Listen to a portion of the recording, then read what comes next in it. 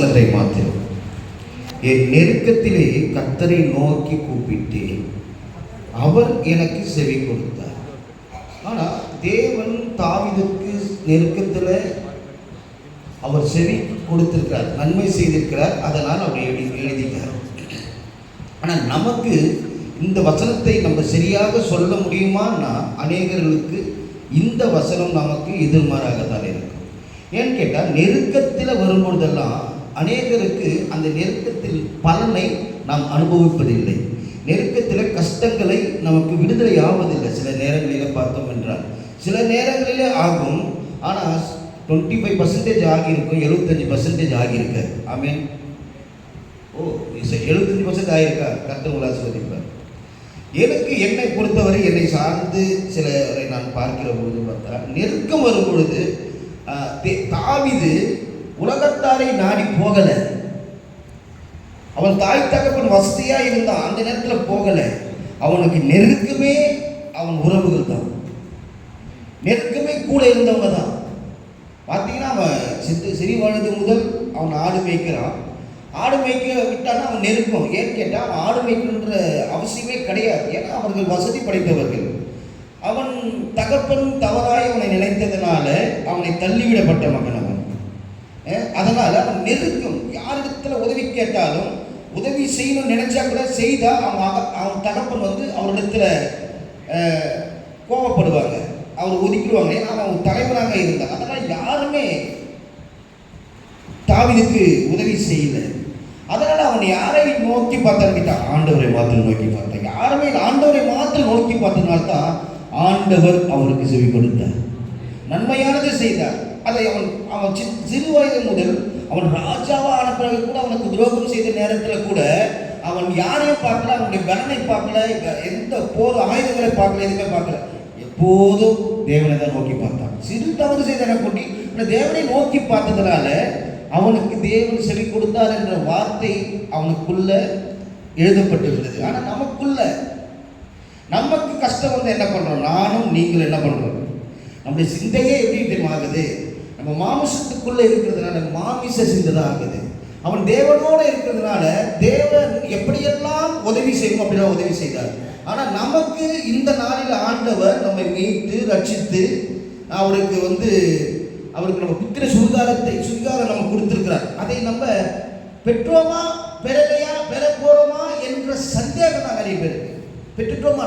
அப்போ புத்திர சுகாரம் கொடுத்துட்டா ஒரு தகப்பனுக்கு ஆண்டவருக்கு நம்ம பிள்ளையாயிட்டோம்னா அவர் எப்படியெல்லாம் நம்மளை காப்பார் என்பது வேதம் தன்னம் தெளிவாய் சொல்லியிருக்கிறது.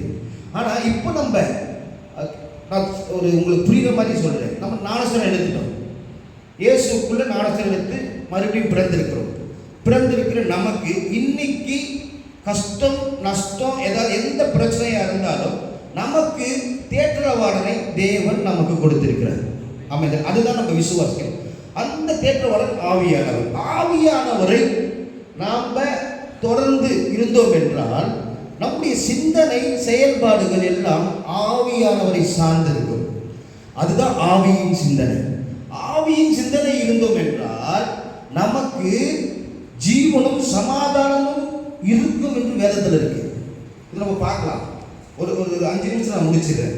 ஆனால் நமக்கு என்ன சிந்தனை வருது? மாமிச சிந்தனை வருது. மனுஷனை நம்பி போகிறோம், பணத்தை நம்பி போகிறோம். ஏதாவது ஒரு காரியம் நடக்கணும், லஞ்சம் கொடுத்தா நடக்கும்ன்றோம். சில காரியங்கள் அவனை ஐஸ் புரிதல் உங்களுக்கு அவங்களோடய கொஞ்சம் பெருமையாக பேசி அவங்களோட உங்களுக்காக இருப்பேன், லாஸ்ட் வரைக்கும் இருப்பேன் எல்லாம் சொல்லி முடிஞ்ச அளவுக்கு அவனை சார்ந்து அவன் நம்மளை சார்ந்து சில ஏமாற்றங்கள் தான். சில காரியங்கள் அந்த மாமிச சிந்தனை என்னன்னு பாவம்னு கேட்டால் பாவத்துக்கு போயிடும். இந்த மாமிச சிந்தனை நமக்குள்ள நெருக்கத்தில் வரும்பொழுது பாவ சிந்தனைக்குள்ள போயிடும். பாவ சிந்தனையில் போகும்போது பார்த்தீங்கன்னா தேவனை விட்டு விலகி இருக்கும். இது எல்லாம் நான் சொல்லல, இது நம்முடைய இருதயங்களை ஆராய்ந்திருக்கிற தேவன், நம்முடைய சிந்தனைகளை ஆராய்ந்திருக்கிற தேவன். அவர் நமக்கு முன்பாக, நம்ம பிறப்பதற்கு முன்பாகவே நம்ம என்ன பண்ணுவோம், என்ன நடக்கும், என்ன செய்யும்ன்றத வேதத்தில் எழுதி வச்சிருக்கிறார். எடுத்து வாசிப்போம். ரோமர் 8ஆம் அதிகாரம் எல்லாரும் திருப்பிக்கிங்க. பைபிள் யாரெல்லாம் பைபிள் கொண்டு வந்து கை தூக்கு. பைபிள் கொண்டு வந்தவங்க எல்லாம் கை தூக்கு. பைபிளோட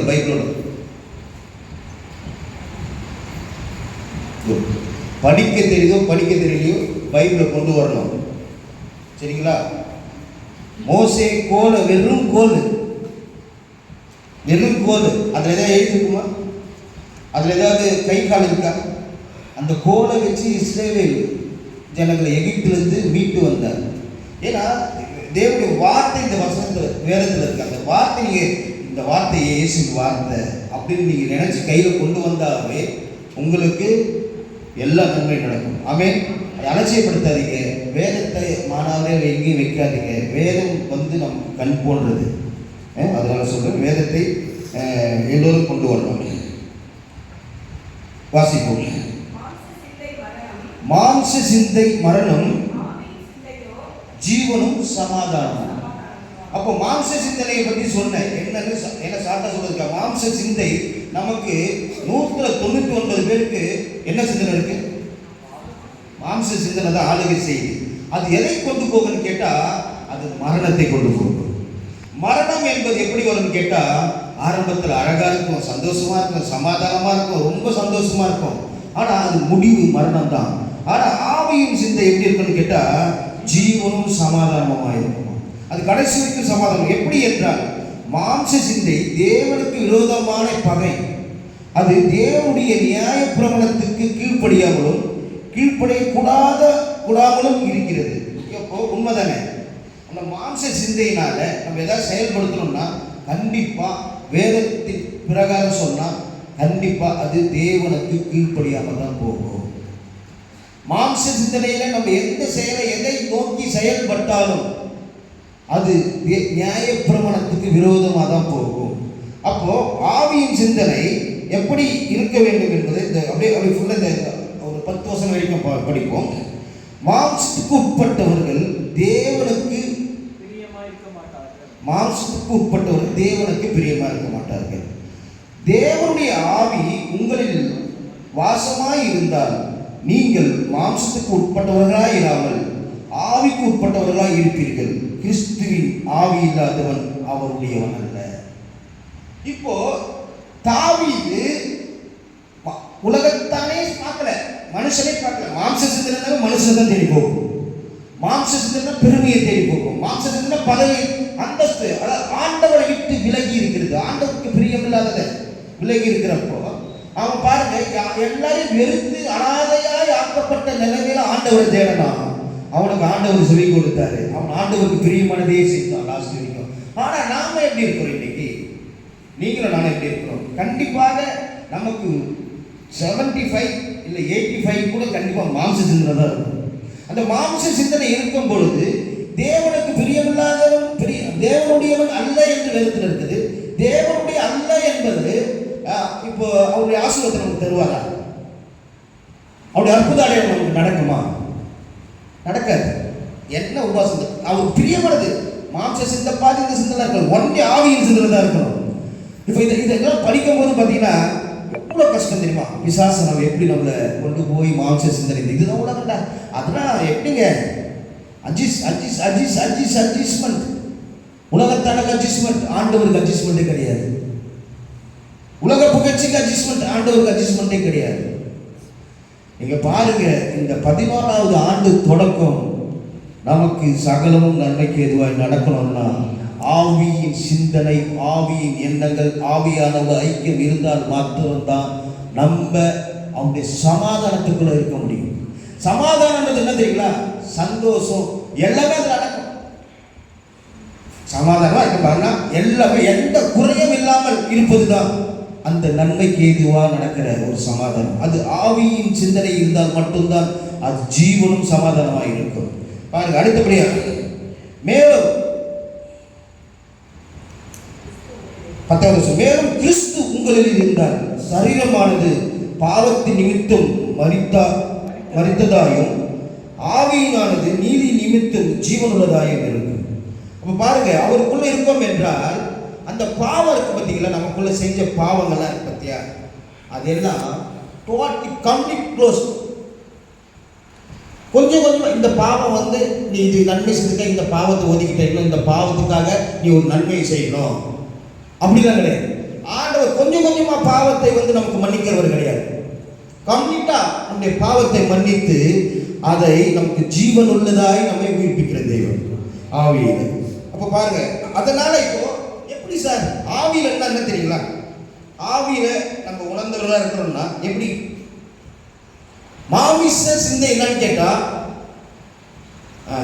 இந்த பொருளை பார்த்துட்டோம், இந்த பொருள் நமக்கு கிடைக்கணும் இல்லை, பார்த்த உடனே இது எனக்கு கிடைச்சிருக்கு நினைச்சன்றதை விட இது மாம்ச சிந்தை. பார்த்த பொருளை கிடைச்சிருக்கு நம்ப வேண்டியது அவசியம் கிடையாது. ஆனா ஆவியின் சிந்தனை எப்படி தெரியுமா? எதையும் காணாததை நம்புறது ஆவியின் சிந்தனை. எதையும் காணாததை, அதாவது வருவதை காணாம நம்ம விசுவாசிக்கணும் இல்லையா? அந்த விசுவாசம் தான் ஆவியின் சிந்தனை. இப்போ பொதுவா ஆவியின் சிந்தனை எப்படின்னு கேட்டா விசுவாசம், தேவனை விசுவாசிக்கிறது ஆவியின் சிந்தனை. அப்ப ஆவியின் சிந்தனை நமக்கு இருக்கா? கிடைச்சாதான் விசுவாசிக்கிறோம். கிடைச்ச பிறகு விசுவாசிக்கிறது என்னது? வேதம் எப்படி சொல்லி பாருங்க, அடுத்த வசனம் பின்னாடி 24வது வசனம். அந்த நம்பிக்கையினாலே நாம் ரட்சிக்கப்பட்டிருக்கிறோம். எந்த நம்பிக்கையினால?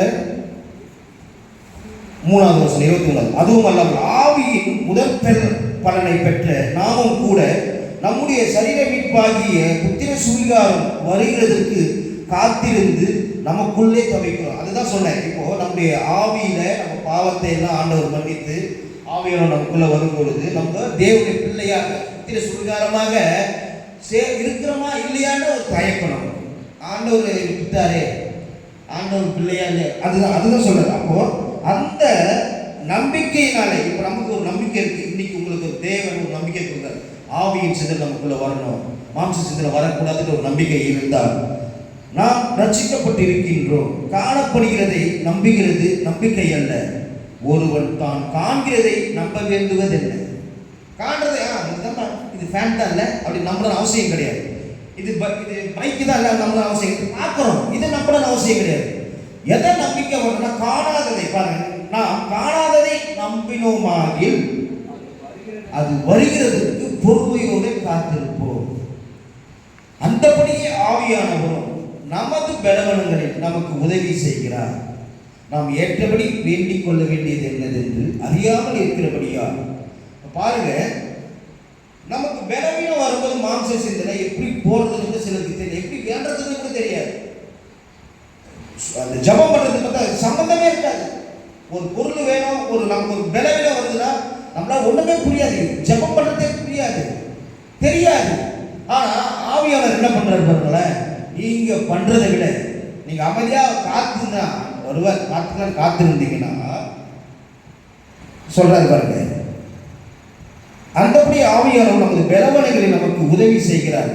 நாம் ஏற்றபடி வேண்டிக் கொள்ள வேண்டியது என்னது என்று அறியாமல் இருக்கிறபடியால் ஆவியானவர் தாமே வாக்கு கடங்காத பெருமூச்சிகளோடு நமக்காக வேண்டுதல் செய்கிறார். உங்களுக்கு புரியுதா? நான் பேசுறது கேட்குதா? தெளிவா கேட்குதா?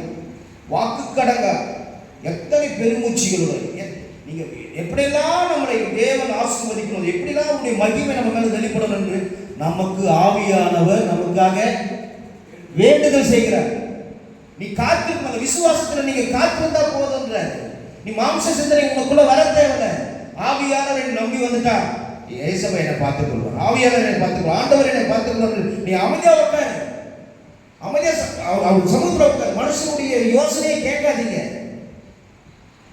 மனுஷன் செய்ய வேண்டியது தடைபடாது. மனுஷனால் முடியாது, தேவனால் மட்டும்தான் முடியும். தேவனால் முடியவதை நீ மனுஷன போன கிடைக்காது. அதே பாருங்க, முடிச்சுட்டு அவ்வளவுதான். நமக்காக வேண்டுதல் செய்கிறார். ஆவியானவர் தேவனுடைய சித்தத்தின்படியே பரிசுத்தவான்களுக்காக வேண்டுதல் செய்கிறபடியால் இருதயங்களை ஆராய்ந்து பார்க்கிறவர், ஆவியின் சிந்தை என்னதென்று அறிகிறவர். புரிஞ்சுதில்லை? உங்களுக்கு தெளிவா இருக்கா?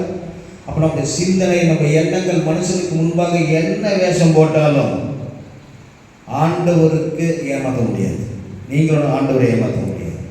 ஆண்டவருக்கு தெரியும். ஏன் அவர் வீட்டில் நிற்கிறாரு, மைக்கு பிடிச்சி நல்லா பேசுறாரு, ஏன் அவருக்கு அவ்வளோ நோய், ஏன் அவ்வளோ கடன், ஏன் அவருக்கு பிரச்சனை? நம்ம கேட்கறதில்ல, அது ஆவியானவருக்கு தெரியும். நான் என்னை சரி செய்து கொண்டான், நான் சிலவற்றை ஆண்டவருக்கு ஒப்பு கொடுத்தான், அது எல்லாம் கிளியர் ஆகணும். உனக்கும் எனக்கு வேதம் சொல்லிடுச்சு. நம்ம சரி பண்ணாம மற்றவர்களுக்காக நடிச்சோம் என்றால் ஆண்டவர் நீதி தேர்வில் இப்போ நிறைய பேர் பாஸ் பண்ணிட்டாங்க தெரியல. ஒருத்தன் மட்டும் சப்ஜெக்டில் அவன் 1 மார்க் எடுத்தாங்களாம், ஆனால் அவன் 70 மேலே எடுத்துட்டான். அதை ஒருத்தன் கேஸ் போட்டு எப்படி ஆயிடுச்சுன்னு அப்புறம் பார்த்தா லீக் ஆகிடுச்சு நிறைய கொஸ்டின் பேப்பர். அவன் திருப்பி அந்த இடத்துல நீட் தேர்வு வைக்கிறான். ஒரு மனுஷனுடைய இதுவே எப்படின்னா, தேவன் நம்ம இருதயத்தை ஆராய்ந்து இருக்கிறாரு. உனக்கு என்ன சும்மா மார்க் போட்டு வரா? அப்படி மார்க் போட்டால் அவர் ஆண்டவர் கிடையாது. உன்னுடைய பாவத்துக்கு மார்க் போட்டால் அவர் ஆண்டவர் கிடையாது. உன்னுடைய குற்றத்துக்கு மார்க் போட்டால் ஆண்டவர் கிடையாது. ரைட்டுன்னு சொல்லட்டார், மன்னிப்பார். நீ அவரை முழுமையாக ஏற்றுக்கொள்ளும் போது மன்னிப்பார். அவர் கொஞ்சம் அட்ஜஸ்ட் பண்ணுவார், பண்ணவே மாட்டார். எப்படி அட்ஜஸ்ட் பண்ணுவார் தெரியுமா? உனக்கு அந்த தண்டனை அனுபவிச்சு தான் ஆகணும். பாவம் பண்ணுகிறவர்களுக்கு நோய் வரும், பாவம் பண்ணுகிறவர்களுக்கு கண்டிப்பாக பிரச்சனைகள் இருக்கும். பாவம் என்பது என்னன்னு கேட்டால், தேவனை விட்டு மாம்சத்தில் போகிறான். இந்த வசனத்தை கொஞ்சம் நீங்கள் அப்புறமா இந்த 8ஆம் அதிகாரம் பாருங்க, தெளிவாக இருக்கும். ஆண்டவரே பேசுதுன்னு சொல்லுங்க, உங்கள் இருதயத்தை கிளீன் பண்ணுவார். அப்புறம் பாருங்க,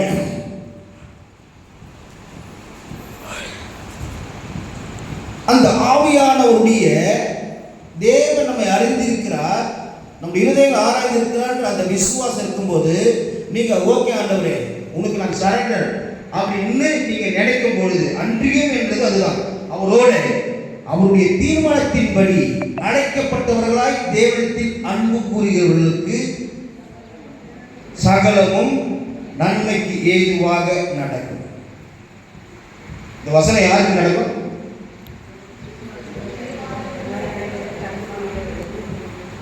அவரிடத்தில் அன்பு கூறுகிறவர்களுக்கு.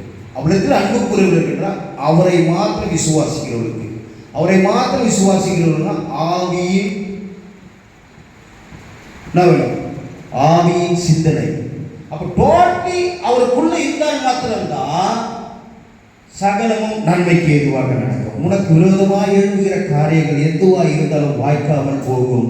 அவருக்குள்ள இருந்தால் மாத்திரம்தான். இல்லை என்றால் நம்ம மரணத்துக்கு ஏதுவான வழிகள் தான் நமக்கு திறக்கும். நம்ம தேர்ந்தெடுத்துக்க, உங்களுக்கு எது ஆசீர்வாதமோ, எது உங்களுக்கு நன்மையோ, எது சமாதானமோ அதை தேவன் நம் கரத்தில் கொடுத்திருக்கிறார். அவர் ஒருவரும் கெட்டு போக விரும்புவதில்லை. எல்லாருமே சமாதானத்தில் சந்தோஷத்தில் ஆசீர்வாதமாக இருக்கணும். அப்படி அன்பை வெளிப்படுத்தணும் தான் நம்மை ரட்சிப்புகள் கொண்டு வருகிறார். நாம தான் அதை புரிஞ்சிக்காம வரோம், வந்துட்டு மாம்ச சிந்தனை நமக்குள்ள வந்துடுது. அதனால தான் பாவம் நமக்குள்ள வருது. பாவம் வந்த பொழுது நமக்கு கஷ்டங்கள் வருது. இந்த பாவத்தினால் உலகம் அழிஞ்சு போகிறது கிடையாது, நம்ம தான் அழிஞ்சு போகும், நம்முடைய சந்ததி அழிஞ்சு போகும். நம்ம சந்ததி நன்றாக வாழணும், நல்லா இருக்கணும்னா நாம் ஆண்டவருக்குள்ள இருந்தால் மாத்திரமே சகலமும் நன்மைக்கு எதுவாக நடக்கும். அதனால அதே போல தாவீது எப்படி என் விண்ணப்பத்திற்கு செவி கொடுத்தார் என்றது போல நம்முடைய ஜபங்களுக்கு எல்லாவற்றுக்கும் தேவன் செவி கொடுத்தார். ஆமென். கர்த்தர் தாமே இந்த வார்த்தைக்காக நன்றி சொல்லிக்கிறேன்.